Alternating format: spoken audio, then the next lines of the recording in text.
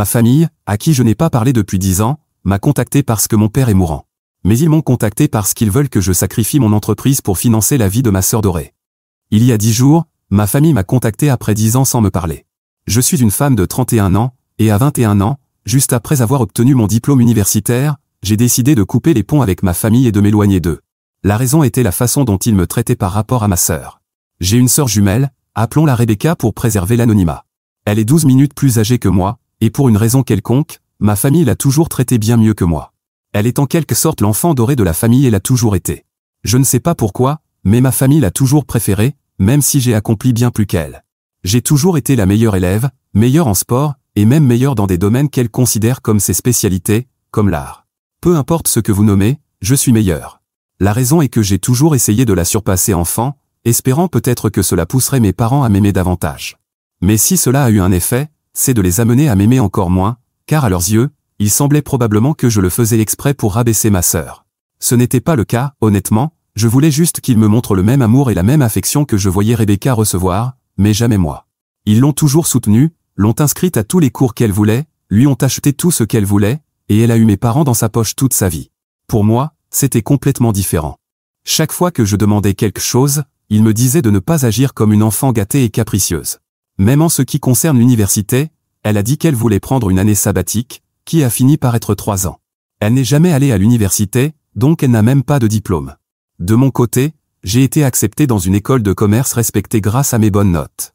J'avais besoin de l'aide financière de mes parents pour payer les frais de scolarité, mais ils m'ont dit que je devrais contracter un prêt étudiant et tout payer moi-même à l'avenir, car ils ne pensaient pas devoir me sponsoriser, même après mes 18 ans. J'ai trouvé cela vraiment douloureux, mais j'avais besoin de leur aide pour les prêts, alors je n'ai rien dit à l'époque. J'ai accepté le fait qu'ils ne m'aimeraient jamais autant que Rebecca, alors j'ai simplement accepté mon sort. Je ne suis pas resté en contact avec eux pendant mes années universitaires et je ne rentrais chez moi que pour les vacances, de temps en temps.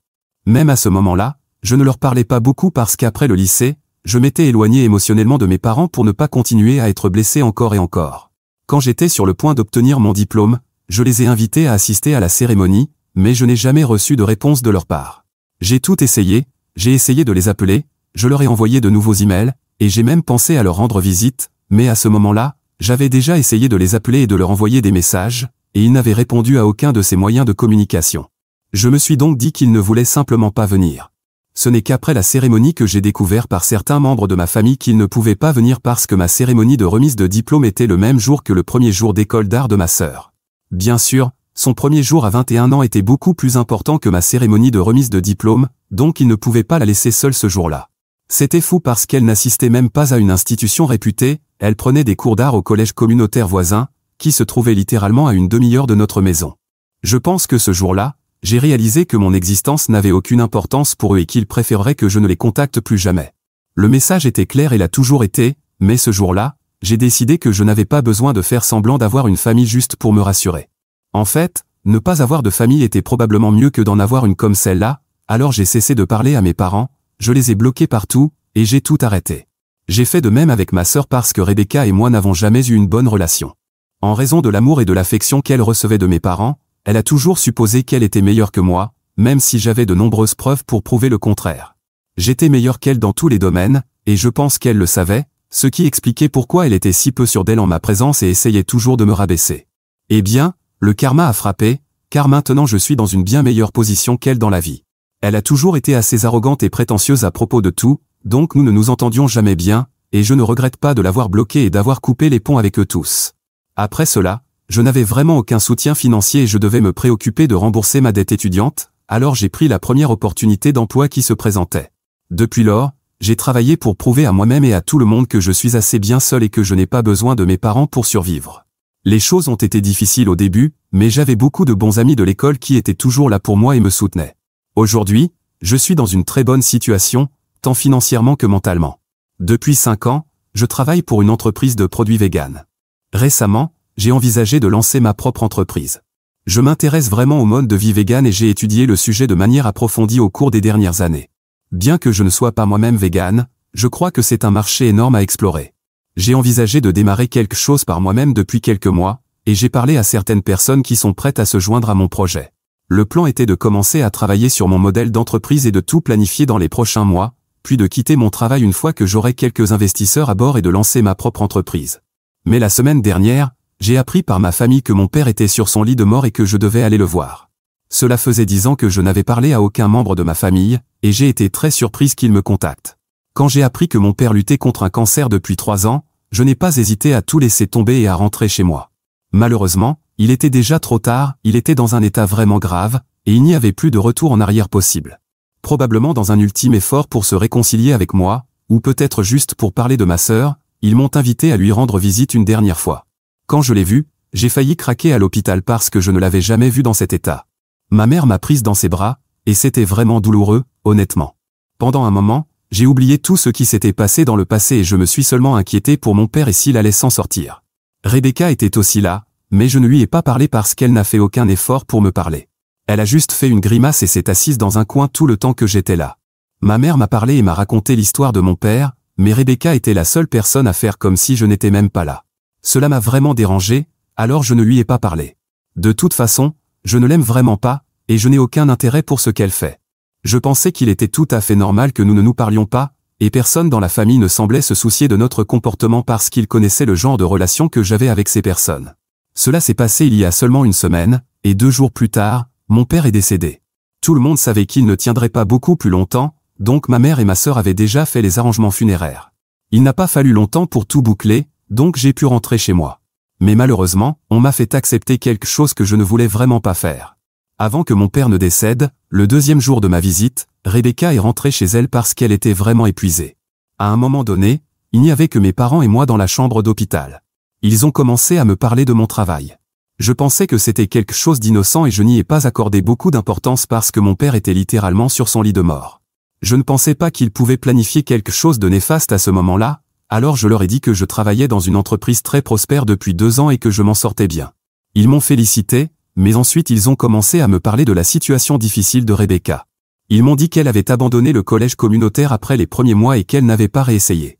Elle n'avait pas de diplôme universitaire, et ses notes n'étaient pas bonnes à l'école, donc elle ne pouvait pas expliquer le trou dans son parcours et ne faisait même pas d'efforts. Elle n'avait rien fait jusqu'à l'âge de 25 ans, puis mes parents ont commencé à la pousser à trouver un emploi. Elle a finalement trouvé du travail, mais elle ne restait jamais plus de 3 ou 4 mois. Elle rentrait à la maison et disait à nos parents qu'elle avait démissionné parce que le travail était trop dur et qu'on ne la payait pas assez. Ça n'avait aucun sens parce qu'elle était payée le salaire approprié pour quelqu'un sans diplôme universitaire. Elle travaillait dans des emplois peu rémunérés et n'était pas disposée à faire des efforts pour gravir les échelons de la carrière. Rien de tout cela ne semblait logique, et mes parents essayaient de lui expliquer que ses arguments ne tenaient pas la route dans le monde réel. Ils avaient beaucoup argumenté avec Rebecca, essayant de la rendre indépendante, mais elle ne semblait pas se soucier de son avenir et prenait tout à la légère. Chaque fois que mes parents tentaient de lui en parler, elle les ignorait. Elle a quitté son dernier emploi il y a 6 mois et n'a rien fait depuis. Ils m'ont dit qu'ils étaient vraiment inquiets pour elle et qu'ils voulaient que je prenne soin d'elle parce qu'après le décès de mon père, ma mère serait trop âgée et devait penser à sa propre retraite, qui était dans 1 an seulement. Elle ne pouvait pas continuer à travailler pour soutenir une fille qui devrait être capable de se prendre en charge maintenant. Honnêtement, je ne savais pas comment répondre à tout ce qu'il me disait parce que mon père souffrait, et je ne voulais pas être celle qui lui briserait le cœur après tout ce temps. Cela faisait 10 ans que nous n'avions eu aucun contact entre nous, et à ce moment-là, je ressentais des émotions très contradictoires. J'ai essayé d'expliquer à mes parents que je prévoyais de lancer ma propre entreprise. Ce n'était vraiment pas le bon moment pour prendre cette responsabilité parce que je savais que Rebecca était un fardeau et qu'elle n'avait aucun intérêt à gagner de l'argent par elle-même. Elle était complètement à l'aise de vivre au crochet des autres, et c'est ce qu'elle avait fait jusqu'à présent. La seule différence était que c'était mes parents qui s'occupaient d'elle auparavant, surtout mon père, parce qu'il gagnait plus d'argent que ma mère. Mais maintenant, mon père me passait la responsabilité, disant que je devais m'occuper de ma sœur. Je comprenais pourquoi il voulait que je prenne cette responsabilité, mais j'ai essayé de leur dire que ce ne serait pas possible à ce moment-là parce que je prévoyais de quitter mon travail et de lancer mon propre projet. Par conséquent, tout mon argent irait dans cela. Mais mon père m'a dit qu'ils avaient déjà dépensé beaucoup d'argent pour ses soins de santé et ses dépenses médicales, et il voulait encore que ma mère soit à l'aise, c'était sa priorité. Il savait que je serais là pour m'occuper de Rebecca, c'est pourquoi il comptait sur moi, et d'une manière ou d'une autre, il m'a forcé et manipulé pour que j'accepte de m'occuper de l'avenir de Rebecca. Il m'a fait promettre que je reporterais mes plans d'entreprise jusqu'à ce que Rebecca soit au moins un peu stable financièrement, et il m'a fait promettre que je m'occuperais d'elle et que je la soutiendrais jusque-là. Je ne savais même pas combien de temps cela prendrait, mais j'ai quand même dit oui parce que je ne me sentais pas à l'aise de dire non à un homme qui était sur son lit de mort, peu importe ce qu'il m'avait fait dans le passé. Je ne me sentais tout simplement pas à l'aise avec ça. Je suppose que c'était vraiment stupide de ma part, mais je ne pense pas que quelqu'un d'autre à ma place aurait pu réagir différemment. Et si quelqu'un avait pu tenir tête à ses parents dans cette situation, eh bien, je dois dire qu'ils sont probablement très forts, mais je ne suis pas comme ça, et j'ai fini par accepter. Je n'étais pas heureuse à ce sujet, mais j'ai dû le faire parce que, apparemment, mon père allait bientôt décéder, et je ne pouvais pas dire non à son dernier souhait. Ils m'ont également dit exactement ce que cela impliquait, car Rebecca était en couple avec un gars de l'école nommé Jared, et elle prévoyait de lui rendre visite puisqu'il travaillait dans une autre ville, mais dans le même état. Je ne comprenais vraiment pas pourquoi il ne pouvait pas se rendre visite plus souvent parce que, si ce n'était pas Rebecca, au moins Jared avait un travail, et il aurait pu venir la voir. Mais il faisait cette relation à distance. Il se trouve que je connais ce gars avec qui elle sort, et je sais quel genre de personne il est, donc j'ai tout de suite su que ce n'était pas une bonne idée qu'elle soit impliquée avec lui. Cette même nuit, mes parents m'ont dit que Rebecca parlait à ce gars depuis 2 ans, et que la plupart de leurs échanges se faisaient en ligne, mais il était revenu ici pour la voir pendant quelques semaines pendant les vacances, et c'était la seule fois où ils étaient ensemble. Ce gars-là, disons simplement qu'il n'a pas les valeurs les plus solides en ce qui concerne les femmes. À l'école, il était connu pour flirter avec toutes les filles avec qui il pouvait parler, et plusieurs de ses copines du lycée l'avaient surpris en train de tromper plusieurs fois. Je n'ai pas suivi son parcours après que nous ayons obtenu notre diplôme, mais j'ai entendu dire par des amis communs du lycée qu'il avait déjà divorcé une fois, également à cause d'infidélité. Je ne sais pas quel était son problème, mais je savais qu'il n'était pas quelqu'un en qui je pouvais personnellement avoir confiance.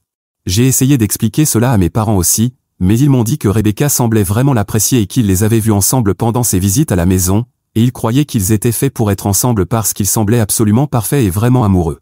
J'avais déjà un mauvais pressentiment à propos de cette relation à distance, car cela ne signifiait que tromperie sans se soucier d'être pris puisqu'il était dans une ville complètement différente, et Rebecca n'avait aucune idée de cela.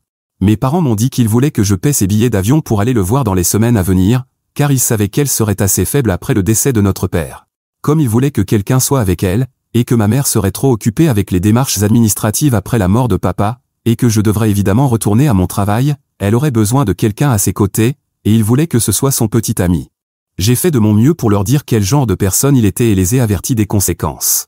Ils étaient convaincus que Rebecca et Jared se marieraient à l'avenir et n'arrêtaient pas de me dire que je devrais m'occuper de ces choses après le décès de papa, et que je devrais aussi payer pour le mariage à l'avenir. Ils étaient persuadés que Jared était l'homme parfait pour Rebecca, et je ne pouvais vraiment pas les convaincre du contraire. J'ai donc aussi accepté, car il semblait inutile d'essayer de les convaincre qu'il n'était pas le bon gars. Après le décès de papa, j'ai pris Rebecca à part lors des funérailles et lui ai dit que je savais pour Jared. J'ai essayé de la mettre en garde contre les conséquences. Je connais Jared et son comportement de Don Juan depuis longtemps, et je ne pensais pas que ce soit une bonne idée qu'elle soit impliquée avec lui. Mais comme mes parents, elle a également ignoré mes avertissements et m'a dit qu'il avait changé et qu'elle le savait. Elle a dit qu'ils étaient amoureux et qu'elle savait qu'il ne la tromperait jamais ni ne ferait quoi que ce soit pour la blesser, donc elle n'était pas trop préoccupée par mes avertissements. Elle m'a remercié de m'inquiéter pour elle, mais ensuite elle m'a dit qu'elle n'apprécierait que l'aide financière et que je n'avais pas besoin d'être son père ou d'essayer d'établir une quelconque relation émotionnelle avec elle, ce n'était pas nécessaire. C'était un peu désagréable et douloureux, et ce jour-là, après cette conversation, j'ai décidé que j'allais faire exactement ce qu'elle avait dit. Mon père m'avait seulement demandé de m'occuper d'elle financièrement, il n'avait rien dit sur le facteur émotionnel. D'une certaine manière, elle avait raison dans ce qu'elle disait, et j'ai décidé de me tenir émotionnellement à l'écart de ma famille parce que j'avais des choses plus importantes à faire et que je devais me concentrer sur mon travail. Après les funérailles, je suis rentré chez moi, et cela fait maintenant 1 semaine. 2 jours après les funérailles, ma mère m'a demandé de réserver les billets d'avion pour que Rebecca puisse aller voir Jared, et j'ai fait ce qu'elle m'a demandé. C'était un petit prix à payer pour lui montrer la réalité. Après cela, je n'ai pas pris la peine de vérifier comment allait tout le monde parce que j'étais occupé avec mon travail. Cependant, hier, j'ai eu une visite inattendue à ma porte. C'était Rebecca, qui avait pris le bus de la ville de Jared à la mienne parce qu'elle était trop gênée pour m'appeler, mais elle ne voulait pas non plus rentrer chez elle. Elle pouvait se permettre les billets de bus, donc c'est ainsi qu'elle est arrivée ici après 10 heures de trajet. Quand elle est arrivée, elle était épuisée et en pleurs. Quand j'ai ouvert la porte pour elle, j'étais vraiment confuse par ce qui se passait. Dès que j'ai ouvert la porte, elle s'est immédiatement mise à pleurer et m'a dit que j'avais eu raison sur toute la ligne. Elle m'a dit qu'elle avait prévu de surprendre Jared, donc quand elle est arrivée chez lui, c'était vraiment une surprise inattendue. Il était en fait en train de passer du temps avec une autre fille chez lui quand elle est arrivée. Quand elle a vu ça, elle l'a immédiatement confronté et lui a demandé qui était cette fille, et il lui a dit de se mêler de ses affaires.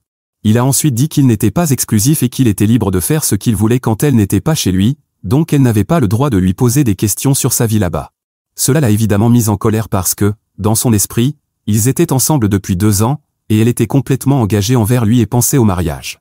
C'était donc assez douloureux, et ils ont fini par avoir une grosse dispute dans le couloir de sa maison. À un moment donné, dans un accès de colère, elle a apparemment décidé de prendre son sac de voyage et de le frapper avec parce qu'elle était tellement en colère. Malheureusement, une des chaînes du sac l'a frappé sur le sourcil, et il a commencé à saigner abondamment. Elle a eu très peur et a pris la fuite, s'est rendue à l'arrêt de bus et a pris le premier bus qu'elle a pu pour venir ici. Maintenant, elle veut mon aide. Elle m'a dit qu'elle était prête à apprendre comment devenir indépendante et à remettre sa vie en ordre, et que je devais être celle qui le ferait pour elle parce que je suis indépendante depuis longtemps, presque 10 ans maintenant. Elle pensait qu'il n'y aurait personne de mieux que moi pour lui apprendre les ficelles de mon travail et lui donner un emploi. Elle m'a dit qu'elle savait que j'étais sur le point de lancer ma propre entreprise et espérait que je lui donnerais peut-être la chance de travailler là-bas, non pas en tant qu'employé, mais en tant qu'associé. C'était trop à digérer pour moi, et avant de pouvoir accepter quoi que ce soit, j'ai décidé de lui demander si elle savait si Jared avait décidé de porter plainte contre elle ou non. Parce que s'il l'avait fait, je ne voulais rien avoir à faire avec elle. Ce qu'elle avait fait était mal. Peu importait ce que Jared faisait, elle n'avait pas le droit d'être violente avec lui, et c'était une raison suffisante pour qu'il porte plainte. Même si elle avait réussi à s'échapper de la scène, il pouvait encore facilement la retrouver, et elle pouvait être arrêtée pour cela. Dans ce cas, je ne voulais rien avoir à faire avec elle, car je n'allais pas être celle qui nettoierait ses dégâts. Quand je lui ai posé la question, c'est là que la vérité est sortie. Elle m'a dit qu'elle n'avait en fait pas réussi à s'enfuir. Il avait porté plainte contre elle, et elle devait payer une grosse amende en guise de compensation pour ce qu'elle avait fait, c'est pourquoi elle était là. Je lui ai dit qu'il n'y avait aucun moyen que je l'aide et que je lui conseillais de rentrer chez elle parce que je ne voulais pas être impliqué dans tout cela. Elle a été très contrariée quand j'ai dit cela et m'a rappelé la promesse que j'avais faite à mon père avant qu'il ne décède. Mais je lui ai dit que cette promesse n'avait plus d'importance, car, pour moi, il était très clair qu'elle était idiote et ne ferait jamais les bonnes choses. Je n'allais donc pas être là pour nettoyer ses dégâts après elle. Je voulais juste lancer ma propre entreprise et je ne voulais pas qu'elle me rejoigne parce qu'elle était une véritable responsabilité. Je lui ai dit que le minimum que je pouvais faire pour elle était de réserver ses billets d'avion pour qu'elle puisse aller à l'aéroport et attendre là-bas au lieu de me faire perdre mon temps, car j'avais beaucoup de travail à rattraper. Elle pense que j'aurais dû être plus aimable avec ma sœur et la prendre comme associée dans l'entreprise puisqu'elle voulait remettre sa vie en ordre. Pour elle, c'était ma chance d'être utile, et je l'ai refusé parce que j'étais trop égoïste pour le faire, du moins, c'est ce que ma mère pense. Je ne crois pas avoir été égoïste du tout. En fait, je pense que j'ai été assez serviable en lui réservant des billets d'avion pour qu'elle puisse rentrer chez elle. Évidemment, maintenant, elle doit trouver comment payer l'amende à Jared, mais cela ne me concerne plus, car c'est elle qui a décidé de le frapper et de lui rendre visite malgré mon avertissement. Ma mère est vraiment en colère contre moi et m'appelle et me texte constamment pour me rappeler la promesse que j'ai faite à mon père et pour me dire que je ne la tiens pas de la manière qu'elle attendait. Alors, suis-je une mauvaise personne pour avoir refusé de réparer le désordre que ma sœur a créé malgré la promesse que j'ai faite à mon père sur son lit de mort? Mise à jour 1. Bonjour, cela fait 3 jours que ma sœur m'a rendu visite et que je l'ai rejetée. Ma mère a essayé de me contacter depuis, mais j'ai décidé de la bloquer parce qu'elle me tapait vraiment sur les nerfs. Je ne dois rien à personne pour les aider. Oui, j'ai fait une promesse à mon père, mais honnêtement, j'ai été manipulé et poussé à faire cette promesse. Ce n'était pas quelque chose que je voulais vraiment faire. Je pense avoir été suffisamment clair, et même la plupart des commentaires ont dit que c'était vraiment manipulateur de la part de mes parents de me contacter uniquement lorsque mon père était sur son lit de mort. Même à ce moment-là, il était assez clair qu'il voulait juste que je les visite pour s'assurer que j'aiderais Rebecca par la suite. Malgré le fait qu'il allait partir, il m'a encore manipulé pour que je fasse quelque chose pour l'enfant doré de la famille. C'est vraiment incroyable. Ils se sont toujours préoccupés d'elle et jamais de moi. Peu importe la nature de notre relation, il était quand même mon père, et ça m'a fait mal de le voir mourir. Mais maintenant, je ne sais pas trop quoi en penser. Ils ne me manquent pas vraiment, car je n'ai jamais eu une bonne relation avec eux, et depuis les 10 dernières années, je n'ai pas été en contact avec eux. Je ressens une certaine déception et désillusion. C'était mon erreur de croire que les choses pourraient changer entre nous tous ou que ma famille pourrait se soucier de quelque chose d'autre que ma sœur. Je suppose que non, cela n'arrivera jamais. Quoi qu'il en soit, je peux me concentrer sur de nombreuses autres choses qui n'ont rien à voir avec ma sœur, et c'est ce que je vais faire. Maintenant, je vais me concentrer sur le lancement de ma propre entreprise, quoi qu'il arrive. Personne ne va m'arrêter. J'ai déjà perdu le fil une fois, et ce n'était pas bon pour moi. Je ne vais pas laisser cela se reproduire. Mise à jour 2. Bonjour, aujourd'hui, Rebecca m'a contacté. Je suppose que j'avais oublié de la bloquer. Elle m'a envoyé un message pour me dire qu'elle avait réussi à payer l'amende et qu'elle n'avait plus besoin de mon aide. Elle m'a également dit que ma mère était vraiment déçue et ne voulait plus jamais me revoir. Je suppose que cela me convient, je ne voulais pas les revoir non plus. Ils ne voulaient de moi que pour mon argent, pas pour qui je suis en tant que personne, et ils n'allaient jamais changer la façon dont ils me traitaient. Après avoir lu ce message, Je n'ai même pas pris la peine de répondre et je l'ai juste bloqué. J'en avais fini avec tout ça. Mise à jour 3. Bonjour à tous, quelques mois se sont écoulés, et je voulais partager une brève mise à jour sur la progression de mon projet d'entreprise. Le modèle d'entreprise est presque terminé, et j'ai reçu beaucoup de retours positifs de la part de tous les investisseurs que j'ai approchés. Je prévois de démissionner de mon travail et de soumettre ma lettre de démission dans quelques jours parce que je me sens prêt à commencer ce nouveau chapitre. Encore une fois, je maintiens aucun contact avec ma famille, et honnêtement, tout n'a jamais été mieux pour moi. Couper les liens avec eux à nouveau a vraiment été la meilleure décision que j'aurais pu prendre. Cette entreprise devient mon nouveau centre d'intérêt et ma nouvelle famille. Mise à jour 4. Un peu plus d'un an s'est écoulé depuis la dernière fois que j'ai écrit, et j'ai quelque chose de nouveau qui sera sûrement intéressant à mentionner. Avant-hier, j'ai reçu un appel de la mère de ma mère, que j'ai pris parce que je n'ai évidemment aucun problème avec elle, et elle fait partie de la famille à qui je parle de temps en temps. Elle m'a dit que ma mère avait eu un accident à la maison, glissant dans les escaliers et tombant violemment. Heureusement pour elle, elle n'est pas tombée de très haut, mais elle a presque atteint le rez-de-chaussée. Cependant, elle s'est quand même cassé le poignet en essayant d'arrêter la chute, et elle s'est également fait mal à la hanche. Elle a dit que ma mère avait demandé de mes nouvelles et si je pouvais aller la voir, car ma sœur avait déménagé dans une autre ville avec un nouveau gars et ne pouvait pas venir à cause du travail et de sa vie bien remplie. Elle s'attendait à ce que je sois avec elle à l'hôpital pour aider avec les factures et les choses à la maison. Ma tante ne peut pas venir non plus car elle habite dans un autre état et n'a pas beaucoup d'argent pour acheter un billet d'avion et être avec sa sœur. Cependant, j'ai dit à ma tante que ce ne serait pas possible pour moi d'y aller. Premièrement, parce qu'elle a toujours été une mauvaise mère pour moi, ne m'appelant que lorsqu'il y avait une urgence et me faisant nettoyer les places sales de ma sœur. Dans ce cas, elle ne veut pas être là pour sa mère, qui a toujours été là pour elle. Deuxièmement, je travaille sur ma nouvelle entreprise, qui, comme elle est nouvelle et en phase de démarrage, nécessite beaucoup de mon attention. Ensuite, j'ai remercié ma tante de m'avoir appelé, mais je lui ai aussi dit que ce n'était pas nécessaire parce que je n'étais pas intéressé à en savoir plus sur cette partie de ma famille. Après cela, je lui ai dit qu'elle était libre de tout dire à ma mère ou non, et enfin qu'elle pouvait m'appeler si elle voulait parler d'autre chose. Nous avons pris congé, et j'ai raccroché. Bien qu'elle ait d'abord essayé de me convaincre de changer d'avis, quand elle a vu que j'avais déjà pris ma décision, elle a compris.